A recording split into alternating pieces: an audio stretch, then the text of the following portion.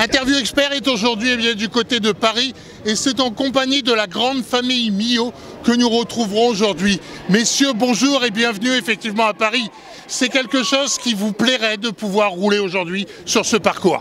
Salut tout le monde, bah oui c'est sûr que c'est un rêve de gosse de rouler à Paris au Supercross. Depuis qu'on est petit on vient quasi tous les ans donc c'est un rêve mais non l'année prochaine j'y participe, voilà. L'année prochaine vous serez là? Normalement je serai là, ouais. Je vais faire tout le XX Tour et normalement ouais, je serai présent au Supercross de Paris. Comment selon vous on peut se préparer psychologiquement, physiquement pour effectivement se retrouver dans cette arène si particulière? Ah bah là c'est au mental, hein. Il faut en vouloir, il faut y croire et après c'est complètement différent du sable quoi. Là tu t'entraînes mais différemment. Donc là c'est plus manche courte, donc physique intense. Que le sable comme Matteo c'est plus du long, endurant. Donc voilà. C'est un sprint, c'est comme au lit, il faut y aller à bloc. Matteo lui c'est un peu plus endurant. En dehors de Lune Plage, vous roulez également sur la terre. Donc est-ce que cette terre que vous pourriez retrouver aujourd'hui ici serait différente de ce que vous roulez habituellement? Bah ici le truc c'est que c'est de la terre que tous les ans ils reprennent. Donc tous les ans c'est la même terre, donc après voilà c'est une terre de Paris, hein. On ne sait pas quel produit chimique est à l'intérieur, mais nous vers chez nous c'est de la bonne terre un peu avec la bouse de vache, donc non franchement c'est... Est-ce que le cas échéant l'année prochaine vous allez emmener votre frère, pourquoi pas, eh bien oui, sur le Supercross? Bah, ça a toujours été un rêve ouais, de faire le Supercross de Paris. Alors moi je viens ici depuis 2008, à Bercy à l'époque. Et donc je sais pas trop, pour l'instant je suis bien ancré dans le sable, mais ça reste quand même un rêve. Donc pourquoi pas un jour me lancer dans le Supercross. Ça vous plairait effectivement de pouvoir faire des sauts aussi importants, avoir une structure si particulière de ce que vous avez à Lune Plage? Ouais, bah ouais, moi j'adore les sauts, hein. J'ai toujours été à l'aise, je suis assez technique, donc ouais. Puis du coup, faire du Supercross, bah, tu uses un peu moins de pognon qu'on l'use dans le sable. Ouais. Une saison sable, c'est extrêmement coûteux, et en Supercross, bah, allez, t'as 2 motos pour la saison, quelques belles pièces, et puis après tu fais ta saison comme ça, t'as rien, t'as pas de karcher à faire le soir, t'es pas crevé à avoir fait 3 heures à Lune Plage dans le froid. Donc ouais, il y a du pour, il y a du contre, et pourquoi pas un jour me retrouver dans une salle. Ouais. Le cas échéant, vous avez pu effectivement parcourir à pied ce parcours? Non, bah, je viens d'arriver là, j'étais pas là hier, et puis mais j'ai déjà été voir un peu sur le côté, et c'est quelque chose qui m'attire un peu. Bon, on va demander aux mécanos une question très simple. Est-ce qu'il y aurait des grandes modifications à apporter sur ces motos pour effectivement rouler aujourd'hui sur le Supercross? Une moto de Supercross en fait c'est une préparation un peu spécifique, donc on va dire que la suspension c'est vraiment la grosse partie qui est très importante.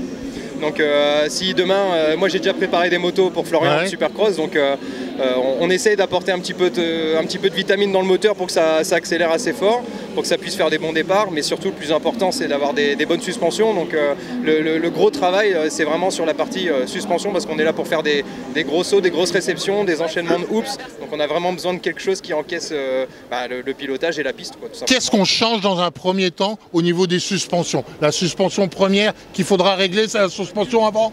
Ah bah, c'est un ensemble. Sur une moto, la fourche et l'amortisseur, c'est vraiment quelque chose qui fonctionne ensemble. Mais on va dire que dans le Supercross, grossièrement parlant, on va rouler beaucoup plus dur que dans n'importe quelle autre discipline, parce qu'on arrive assez fort dans les réceptions, dans les appels, et on a des enchaînements qui sont assez importants. Donc on a besoin de rouler assez ferme, parce que quand on arrive fort et qu'on a un pilote qui tourne la poignée, on a besoin de suspension qui encaisse le coup et de pas talonner à toutes les réceptions, quoi. Donc on va dire que le gros du boulot c'est vraiment de mettre au point une moto, châssis, pour que le pilote il soit en sécurité dessus, et puis qu'il puisse performer sur la piste, quoi. Bon, le cas échéant messieurs, est-ce que vous allez pouvoir rentrer dans certains stands qui vous sont pourquoi pas ouverts? Ah bah pour le coup, nous on est venu voir des copains, on a déjà des pilotes qui ont la chance d'être sélectionnés pour rouler en 125 aujourd'hui. Donc là Flo il s'est mis un petit peu au SX en fin de saison l'année dernière. Et c'est vrai que là moi je suis Matteo pour la saison sable, et on commence à se gratter de plus en plus la tête et à se dire pourquoi on n'irait pas faire un peu d'SX, parce que c'est vrai que l'ambiance elle est un peu différente, mais c'est vraiment pas mal. On se fait des belles motos, quand on commence la manche elle est propre, on la finit elle est propre. On a des belles tenues au début, elles sont aussi belles à la fin. Et puis bon, c'est une autre ambiance, c'est un petit peu plus tard dans la soirée, c'est des manches. Pour le coup, vraiment, c'est vrai que même mécaniquement, c'est aussi beaucoup moins de boulot pour les mécanos. Pour ceux qui sont dedans, ils doivent s'en rendre compte. Moi qui suis le mécano de Mathéo dans le sable, pour avoir fait des courses de SX avec Florian, c'est vraiment pas du tout le même boulot, quoi. Donc c'est vraiment sympa. Mathéo, le cas échéant, pouvoir rouler effectivement sur ce parcours, ça ne vous fait pas un peu peur? Non, moi j'ai jamais eu peur des sauts.